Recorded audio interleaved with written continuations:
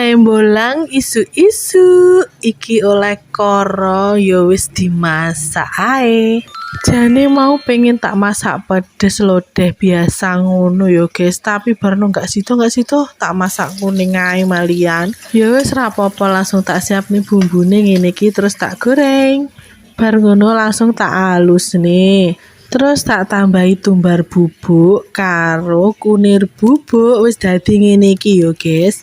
Terus tak tambahi banyu iki ben rada akeh ben akeh duduhe. Terus lagi tak cemplungne korone tapi iki mau wis tak godhog wis empuk. Nah terus lanjut tak tambah uyah karo gula, boleh ditambahi kaldu ayam sak sire yo guys, terus dicek rasa. Nah iki jangan korone wis dadi, iki disisihne dhisik terus lanjut gawe lawe. Nah aku pengen gawe bakwan jagung ae.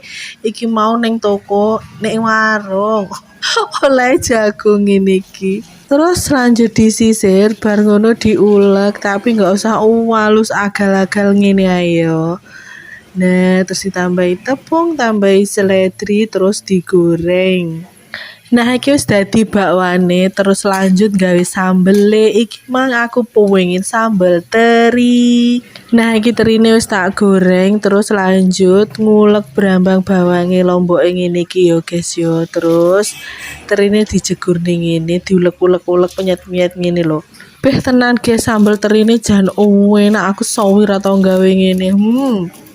Tara, wis dadi guys, masakane dino iki mau enek koro masak kuning, sambal teri, lawit, bakwan jagung. Iki enak guys, ya ampun masih otomek ngene.